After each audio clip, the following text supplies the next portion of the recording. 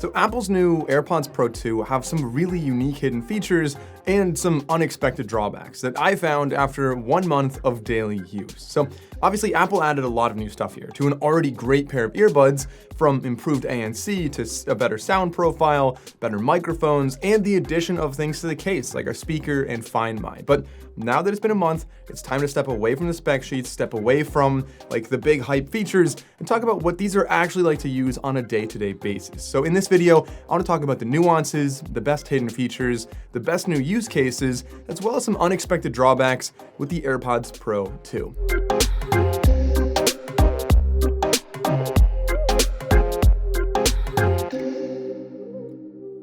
Now, I want to go through this in like a pro-con layout. And so starting off with the first positive, this is a really cool use case with the AirPods Pro where you can use essentially the decibel limiter on the transparency mode when you're going to a louder environment intentionally. So the transparency mode, they have adaptive transparency, which means if you're listening to your surroundings and then somebody drops something next to you, it won't blow out your eardrums. But the interesting use case here is if you want to, say, go to a concert, that would be something that could reduce all of the sound, not just one individual sound, while still giving you essentially transparency mode, just at a safer and lower volume. So if you think about a concert, usually they're like between 95 and 120 decibels. And I did test this feature out. I went to a concert. I didn't wear them the whole concert, and I'll explain why that is in a second. But overall, I was super impressed that you're really able to reduce a lot of the sound around you without even realizing that you're reducing the sound around you. So unlike typical earplugs, which really muffle a lot of things and emphasize the bass, these give you the normal sound profile and really sound good. But from my experience, I found that they're best up to maybe like 95 or 100 decibels. If you're going to a concert that's like 120 decibels, I think that it wouldn't really protect your ears quite as much as a pair of earplugs. I can't confirm that, but that's my suspicion there. And so I'll continue to rely on earplugs for the super loud concerts. But for anything between like 90 and 100 decibels, which is quite a few concerts out there, these do a fantastic job of letting all the sound in. Similarly, if you like to play the drums or play loud music on like a guitar or whatever, and you want to play along with the song that you're listening to, this is a fantastic feature that, again, doesn't blow your ears out.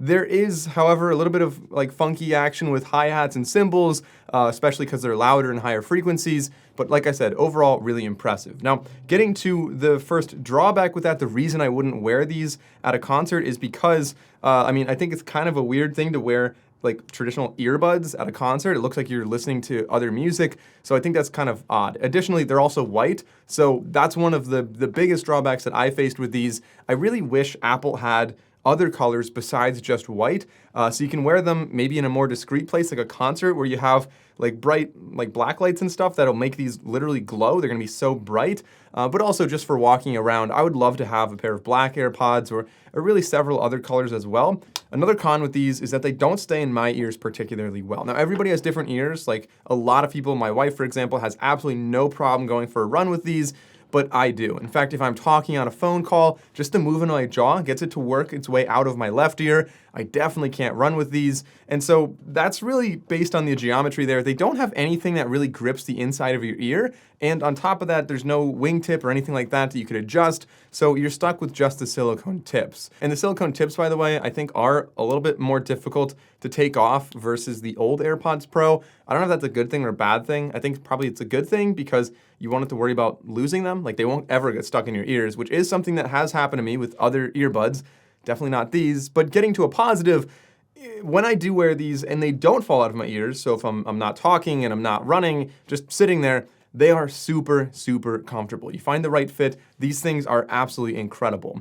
Another big positive, of course, like I said, is the Find My feature on here, but not just finding your earbuds. Another interesting use case of these is that you can use this essentially as an AirTag. It's going to be using the same Find My features that we have on AirTag. It has a speaker on here, you can find it with your phone, and the big benefit is if you want to put this on, say, a keychain or a backpack or something else that you might be worried about losing, it's a great way to find other devices. Okay, now I don't want to get off topic, but I thought this was really funny. The other day, Apple came out with their new Apple TV, and for whatever reason, this seemed like, to me, the perfect opportunity to upgrade the remote, and they didn't. So from what I can tell, the remote still doesn't have Find My features. So they have it on the AirPods case, but not on the remote. And that's like the two things I lose the most are my AirPods and the remote. So I don't know why Apple didn't do that. Additionally, the active noise cancellation, we talked about the transparency, right? But the ANC on here is also incredible. I compared it to several other pairs of earbuds. You guys can check those videos out. I'll put them in the description below, like the Bose and the Sonys, and these really do a fantastic job. Additionally, if you want to see more comparisons between these and other earbuds out there, please do leave a comment down below. And while you're down there, definitely do click that subscribe button. It'd mean a lot to me. The AirPods Pro also have a much better sound profile than the original AirPods Pro with a lot more bass, but still a little bit light on the low end compared to other earbuds like Sony and Bose and Sennheiser. Now the sound quality on these is really a huge improvement over the previous generation because we now have a lot more bass on here, but because you have really great active noise cancellation, you can listen to these at a lower volume and still have a really good balance across the board. So you have better bass, especially at lower volumes. These aren't like the thumpiest or boomiest if you really turn it up, but at lower volumes, it's definitely very, very capable. And again, with that ANC, you don't need louder volumes anyway. This is one that you probably all knew did exist on here. This is that they have volume controls instead of just the classic pinch controls. They have a little swipey volume control. I was happy to see that, but you know, when you see new features, you don't know how much you're actually going to use them. I use that more than the pinch controls. I use that absolutely all the time. Okay, so this is a funny story. These have a fantastic soundstage. And so when I was planning this video out, I was on my laptop working in my office and I was listening to a live concert. And in the live concert, I guess somebody like kind of near where it's being recorded just like yelled, yeah, they were real excited. And to me, it sounded like somebody was behind me. Like I kid you not, it scared me. I jumped, I turned around. Obviously nobody was there, but the soundstage on these is just so incredible that it did a good job of making me convinced that somebody was there. And I think a good pair of earbuds would do just that. So even though it freaked me out, like definitely have to chalk that up as a big positive for the AirPods Pro. Now, as far as like the sound quality goes, I'm not gonna dive deep into that. I mean, like I mentioned, better bass on here and at lower volumes, it's great. If you wanna see more about that, my original video really talked more about the sound quality of these, but unfortunately there are more drawbacks with these. If you are using an Android or a Windows device, first of all, we all know that you're not going to be able to update these or control any of the more specific features.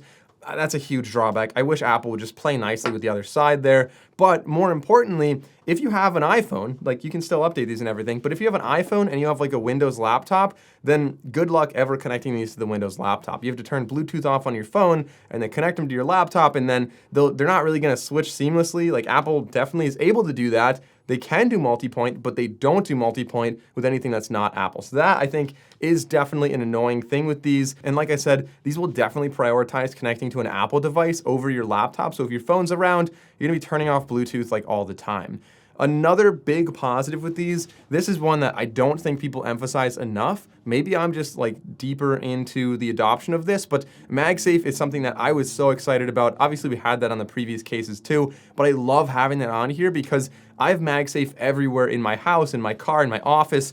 Like it's just such a great way to put my phone down, and now I could do this as well and not ever have to worry about it not being lined up perfectly on the charging pad. Instead, I just put this right on like a little charging thing up in front of me. I won't lose it, won't get knocked off the table, and it's always charging perfectly aligned. So other than that, not really positive or negative. I haven't actually used the lanyard loop yet. I don't think I ever will. I just don't really care about that. But you know, I'm glad it's there at least. Some people might use it. So in conclusion, the AirPods Pro 2, a lot of people are saying they're like the best earbuds ever.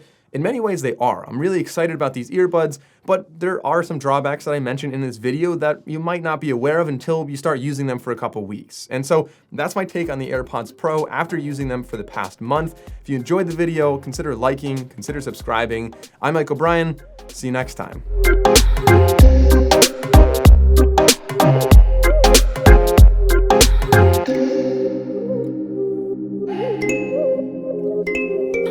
Do